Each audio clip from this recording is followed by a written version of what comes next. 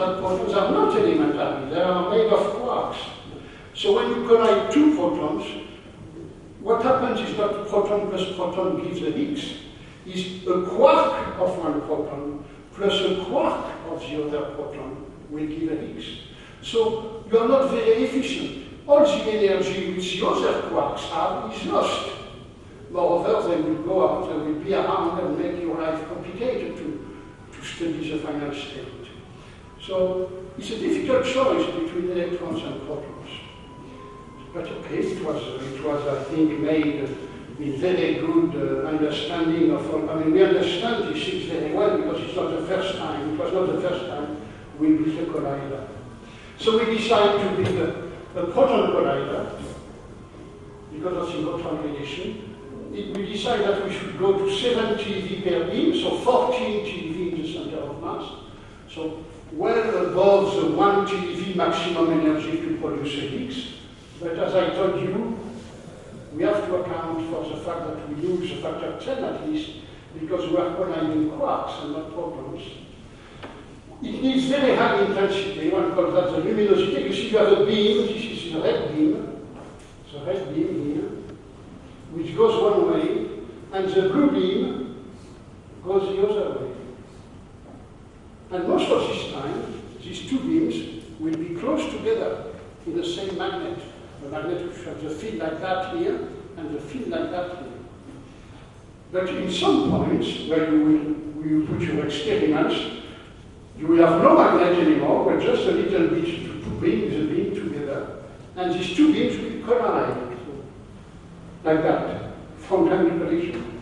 And that's where you will study what happens, because the collision between these two protons will produce many particles, and we will search for events, we call that an event, such a collision, in which there is a Higgs particle among the final state products. So to do that, you need very sophisticated detectors, because there will be very few Higgs produced, and there will be a lot of things which are not interesting produced. So we have to be able to identify one Higgs out of millions of collisions, and that's not easy. Well, the result is a monster, we could say, or at least a superlative, full of superlative. It's the biggest of anything in the world. So it's 27 circular underground tunnel. In fact, the tunnel existed already, because we have already had an accelerator there, which was called that. So the tunnel existed, someone used it. In this tunnel, we had to put 9,300 magnets, which are all superconducting magnets. And you know, if you have an idea of superconductivity, it's not trivial.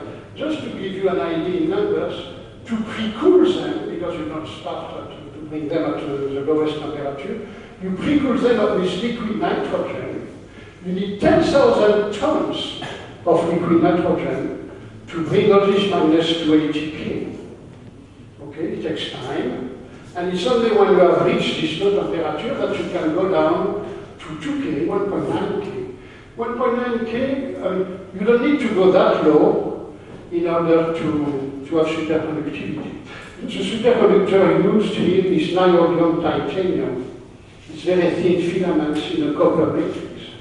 But you don't need to go that low, but if you go that low, then helium becomes superfluid. And superfluid helium has a property to stick very well to everything, if you want. So it's much better. It's also very stable. I mean, those of you, I did some experiments with liquid helium. When you reach superfluidity, everything becomes quiet in your experiment. It's something very stable, superfluid helium. So we have to go down, and this takes 120 tons of liquid helium. 600 million collisions per second. The pressure where the beam circulates is very important. It's very low, 10 to the minus 13 atmosphere, lower than on the moon. I did not check that, but okay, that's what they say. I mean, I'm surprised.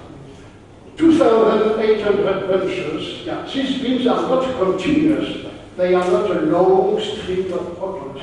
They are made of a small packet, we call that a bunch of protons, and then there is nothing for a long time, 10 meters or so. And then again you have a new bunch. You see, this is because these bunches, they have to go through the accelerating cavity, which are RF cavities, when the RF field has the right value. Otherwise it would be decelerated or not maximally accelerated. So we need to have relatively small bunches. So they are 8 centimeters long, and they are only 17 microns in diameter. The hair is about 100 to 200 microns in diameter. 100 microns, if you have thin hair. So it's at least a factor 5 smaller than a hair. And each of these bunches contains 10 to the 11 protons. Okay, this you see, this is called the luminosity. It's a measure. It's not enough to have intense beam. If they don't cross, if they go like that, they will not interact. So they have to overlap each other very well. So the luminosity which you need, maybe to have many interactions, is a product of the intensity of the beams by this overlapping of the two beams. That's what we call the luminosity. And this is 10 to the minus. This means each second, if you have a cross-section of 10 to the minus 33 square centimeters, you have one element. That's what it means. The crossing angle between the two beams is only 1 minute of arc. These numbers are frightening. The stored energy is 300 megajoule. That's a lot. The big explosion, megajoule. The power consumption is under 20 megawatt. You see, you could think I have superconducting magnets, so superconducting magnets don't need any energy. That's what you learn when you go to school about superconductivity. And in principle, it is true. But when you have 27 kilometers of magnets which you have to keep at 1.9 Kelvin, you need a lot of power in your refrigerator. So the cryogeny is using a lot of power. But it's not the acceleration, so it's really the cryogeny. Because once you have stored your 120 megawatt in the beam, it stays there. I mean, you will keep your beam colliding for a full day. You see? The current is half an amp in each beam. You see, it's a misleading conception because if the current is how many particles per second. But the same particle will go many times in a second at the same place. So the current is amplified by the fact that the same particle will go many times at the same place. So this is a photograph of the LHC tunnel. And these are this. We call them the dipole magnet because they are the one which bands the particles across the circumference. There are also quadrupole magnets which keep the beam thin. They focalize the beam. And there are also more complicated magnets for all kinds of corrections. If you look at the section, the cross-section of such a magnet, you see here the two beams where you have this very low pressure. These things here are the coils. These are the coils. So they produce one a field up and the other a field down. Because particles are going this way in one and this way in the other place. So the field have to be different to bend them along the same circle. And then I cannot go into the details, but all the rest of it has to do with the complexity of the cryostat. And you have to keep that. You have to keep these coils here at 2 Kelvin. So it's not trivial. I mean, those of you who have a little bit of experience with that understand what I say. Since I told you, you accelerate the particles step by step. So the accelerating cavity will not be a major part of your budget. But they are particularly beautiful. They are superconducting also. You know, once you start to be superconducting, why not be it all the way? So this is a modulus of 4 superconducting cavities. And there are a few like that, but not too many. I mean, I could explain you that in detail. I worked on that at some point in my life, but I will not. So this is the accelerator and the collider. We call it a collider. And then on this collider, we have to put detectors which are able to say, there was a Higgs which was produced. is highly non-trivial. And there are two detectors, Atlas and CMS. It means something, I never remember. I think that's compact muon solenoid, Atlas, I don't remember. Okay, these are very elaborated detectors which measure space and time with resolution of a few microns and a few nanoseconds. And they have to be able to tell that was a Higgs. Now this means they have to be able to resolve the vertices, because at the same time there will be many collisions in your detector, so you have to separate them. I will show you an image. And then you have to identify all the particles which are produced. They can be photons or electrons. Muons are heavy electrons. They can go through material, that's how we tell they are muons. Tau electrons, they live very not long, a few microns, and then they will give several particles. So you have to be able to look at a few micron scale. Hadron jets are really quarks or gluons. When a quark or a gluon is produced, it makes a jet of many particles, narrow jet of many particles. You have to measure, well, I could give a lecture on that, but not in such a short time. Also, some hadrons with short lifetime, like beauty hadrons, charm hadrons, and so on. And you need to measure the momenta, so for that you need a magnetic field. You see, so I will show you these detectors. Each experiment fills the equivalent of 10 to the 5 DVDs per year. This means that thousands of scientists around the globe use tens of thousands of computers in the distributed computer network, which we call the grid. There are two more experiments on the HC, which are also doing a beautiful job. There is one with these big quarks, and we have here in Hanoi a physicist who is working on this with well, never mind. And we have also another accelerator, which is called ALICE, which studies collisions between heavy ions. That's also very interesting, but I cannot talk about that. This is a view of one of these detectors. Now, all these detectors, they are built like onions, if you want, in several layers around the point where there are collisions. So here you see you have one beam coming this way, the other beam going this way, and they collide here in the center. And the first thing you want to do is to look at all these particles which come out from such an interaction. Okay, this is an example. You see, this is the beam line, this is in CMS. That's a real event you see in CMS. And I don't know if you can see here all these tracks. That's one interaction with 1, 2, 3, 4, 5, 6, 7 particles coming out.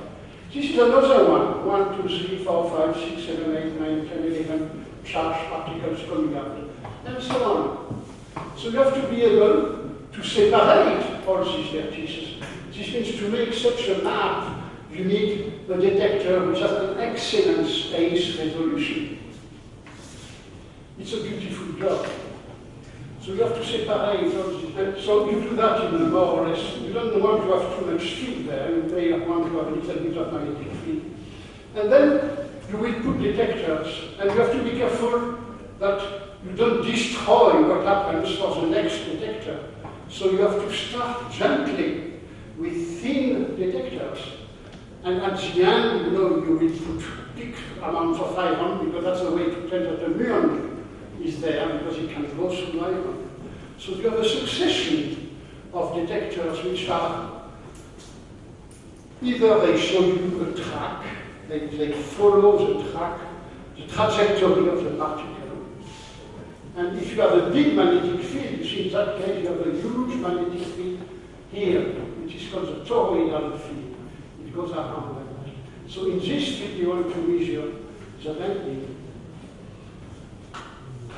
Or you may have things which are called calorimeters. Calorimeters measure the energy of the particle by essentially absorbing it. So I cannot go into the detail of that. I want you to see the complexity and the beauty, to some extent, of the detectors. I must say, I myself built one such thing at the time when it was the biggest one. That was at the time of the discovery of the WLL. It was a huge step what we did compared to what it was before. But then came the people of LEP, which is the next accelerator. And they did things which was an order of magnitude bigger and more elaborate and more sophisticated than what we had done. And now comes these people, and this is again an order of magnitude larger and more sophisticated and more precise than what was done before. It's difficult to imagine what one could keep going like that, but one has been able to go that far. That's the size of a guy here, normal one, I guess. So the width 44 meters, diameter 22 meters. The width is the max. I would call it the max, no? And the weight is 7,000 tons.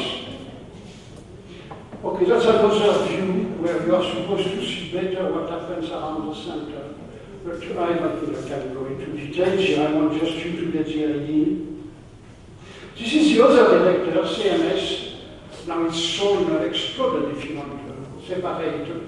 It's again the same principle. Compact is meaningful here. You see the abilities. 14,000 tons, it's twice as heavy as Atlas. But it's only, well, 30 meters in length, 50 meters in diameter. It's huge. It's both are very, very nice detectors. You see, you could ask, isn't it a waste of money to do two detectors when one would do the job? I think it is a very legitimate question to ask. We believe, I believe also, that it's not. Because by experience, we know that a single experiment can make a mistake. And when two experiments will compete, and they surely, if there is something which they find which is different from the other, they will work very, very hard to know who is right. They will be very, very pleased to prove that the other is wrong. And if they find that they are wrong, they will correct it. So, you could say that's not very serious. I don't have strong arguments. By experience, I would say it is serious. I mean, for example, the experiment I was talking about, we were two experiments, UA1 and UA2. At length, there were 4 experiments. That was maybe a little bit too much. But I think to have 2 experiments is a good way, is important. I believe I could talk more about that. So if I have so many $1 million or euros, I prefer to have 2 experiments which cost N million, which cost N over 2 each, and I have a single one which costs N. Okay, that's another view of CMS. These are real views now of these detectors while they were being constructed. This is Atlas, what you see here is a toroidal magnet of Atlas, which of course is superconducting. You can imagine, you see again the side, I think that's Peter, that's the spokesman of the experiment. He's a tall guy. Okay, and the field in there. All this is going to be filled with high density of detectors. This is CMS also at a time of installation. Again, you see the side, and these are the floors in the huge building. Well, this you have seen already. CMS means 193 institutions, 3,300 scientists and engineers, 2,000 people who signed the papers. Atlas is 176 institutions from 38 different countries. I took that from different sources, so I guess it's the same number of countries. 3,000 physicists, of which there are more than 1,000 PhD students. This is a view of a very small fraction of the CMS collaboration. I show that because it may look to you, it may look crazy to you. I think it is in some sense. It is a new scale of doing science. There is no question that if we did not have done it this way, we would not have found the Higgs boson. So I think it's wrong to say that. I think if you really care about the science, you care about finding the Higgs boson, not about an easy life with a little group of 5 people. And if you care about finding the Higgs boson, that's the only way. So this, in my opinion, inspires respect for the people who do that. You must realize that in the experiment I was talking about, I had students who are now 30 years older, so they were 25, they are now 55. These people have devoted 30 years of their life preparing for that. You know, while you and me, we had a much richer scientific life. We could make many other experiments, but very few were as important. Usually none of them were important. So one should not look lightly at this problem. This problem of big science is a problem. It's not, you know, something to say, never mind. It's something very important in the development of today's science, but it's something which we need. So the question is more, how can we survive with it? How can we keep the spirit of discovery? How can we keep the spirit of research? How can we keep enthusiasm among our young students under such difficult conditions? I can tell you by experience, the answer is yes, one can, like somebody would say. And, but it's not easy. It's not easy, and it's something serious. It's something to be discussed seriously. So on 4th of July, the two experiments presented the results, and they both present evidence for a particle of mass under 26 GeV to 5 sigma. This is a very good probability to be true, if you want, and with the properties, exactly the properties which you would expect from an Higgs boson. So here is Fabiola Gianotti, who is a spokesperson of Atlas, and I knew her when she was a young student in UA2. And he is Joe in Canada, who also started in UA2 when he was a young postdoc, and he's a spokesperson, the spokesman. We have a spokeswoman and the spokesman of CMS. What they are looking at here is not an angel in the sky, but it's a screen which is a video conferencing where the general annual biennial conference of high energy physics, which was in Melbourne. Okay, so that's what they do. They are through with their talks, and you can recognize people here. So, at the low mass of the present signal, you see, to search for the Higgs boson depends on which mass it has. If the Higgs were heavy enough to decay into lead, namely to have a mass of more than, say, 200 GeV, then the Higgs would be heavy enough to go to 2Z. It has a very good coupling to 2Z. And Z are very easy to detect because they can decay in 2 electrons or 2 muons. It would be beautiful. But, so, of course, these detectors, they have to make sure that they will be able to see the Higgs boson if it was that thin or more. If it is light, well, it's not 26 GeV, as we know it is now. It cannot decay on many things. It will decay on things which will be very, very difficult to identify. So the signal is difficult to isolate. It better goes to something very light, then at least these things we have a lot of energy. So electrons, muons, and photons are very light. So the two channels which were retained at that stage were the Higgs decaying into 2 photons. And they have excellent resolution, mass resolution, but an important background. Background, what does that mean? This means other kind of finite states which mimic the Higgs. You know, because to select the Higgs, you will select that they have 2 photons, you will select that the rest of the event, you will select a number of things, so you will enhance the probability to see the Higgs. But some bad guys will still remain there, and they will make your background. The other way is into 4 electrons, which means either an electron pair, or 2 electron pairs, or 2 muon pairs, or an electron pair and a muon pair. There the background is lower, but the resolution is not as good. And the results were presented in these channels. I show you some of the candidates. I mean, it does not tell you much, it's more propaganda or what. This is a 4 electron. I mean, you see in which place you have to recognize this electron. Of course, these are quite energetic electrons, because 126 divided by 4 is still 30 GeV. 30 GeV is a lot of energy. So they go almost straight, as you see. Not quite, so you can measure their energy and their mass, and their charge, excuse me. And you can recognize it as electrons because you have enough detectors to identify that they are electrons. This is 4 muons in Atlas.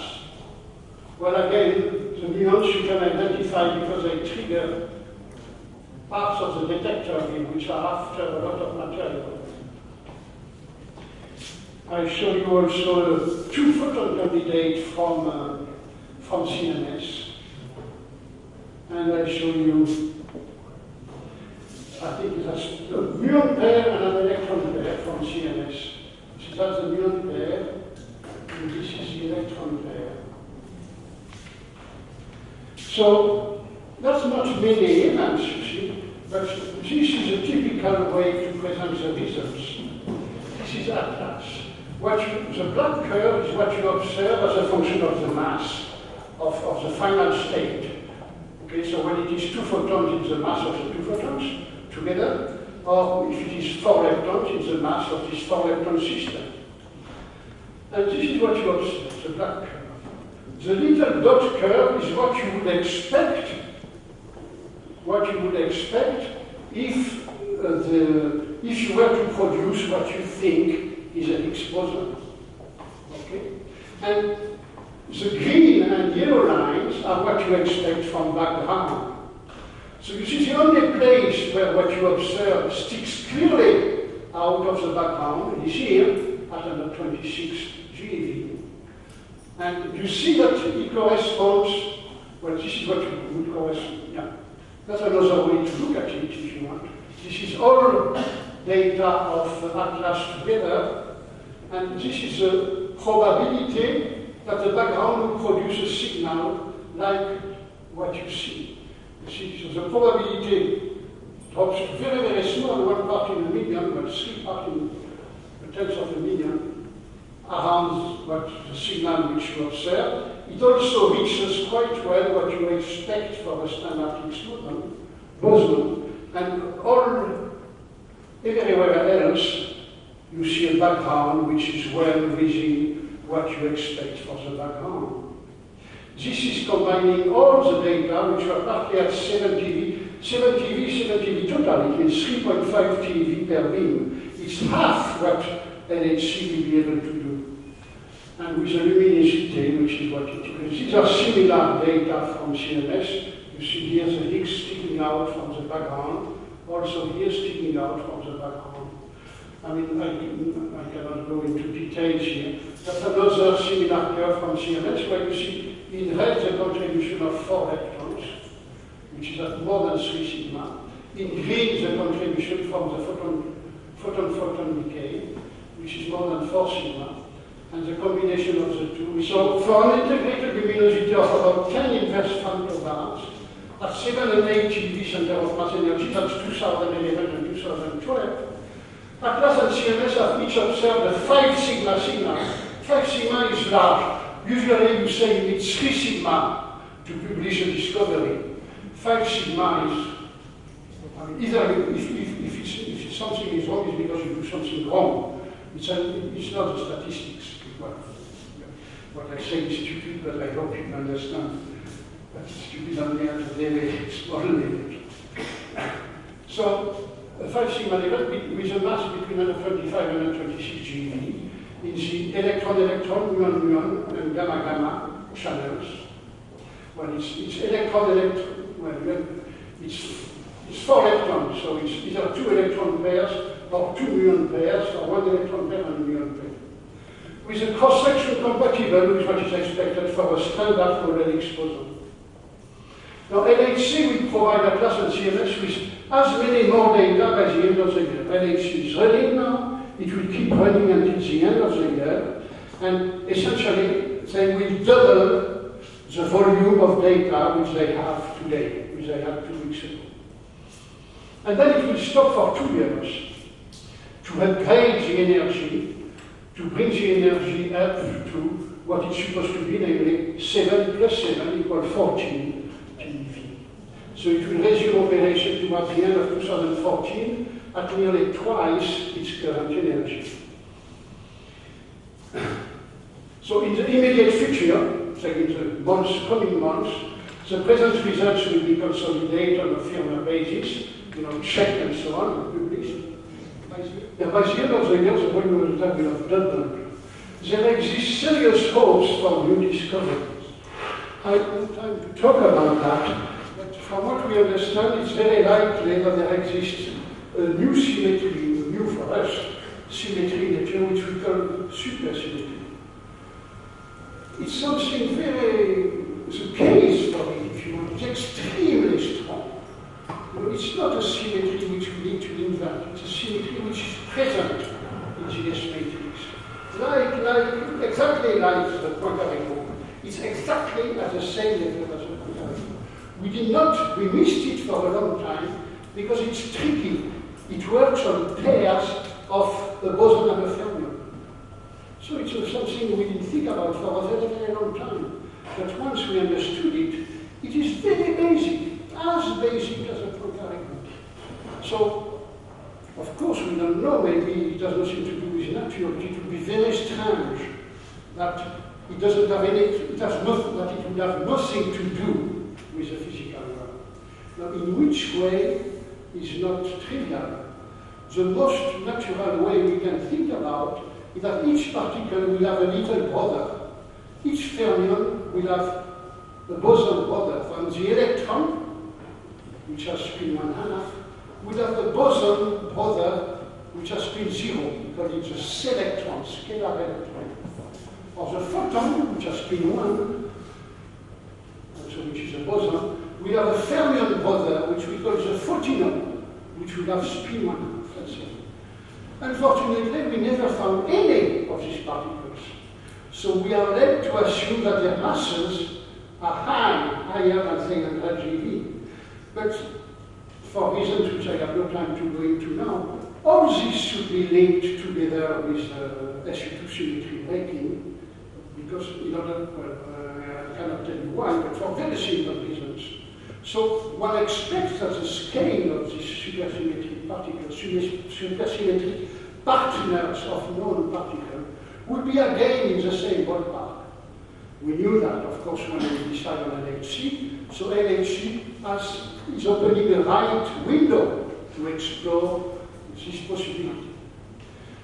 So now that at least something which smells very much like a Higgs boson is there, the hope to see such supersymmetric particles, or more Higgs boson, because in a supersymmetric model we would have 4 more Higgs bosons.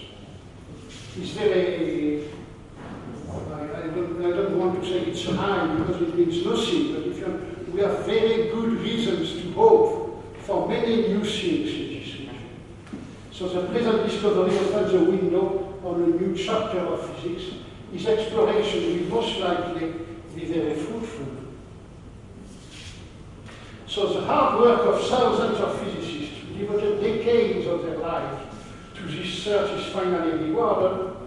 They deserve congratulations and respect for their perseverance and determination, and we wish for them many more discoveries in the wake of the present. That's Peter Higgs.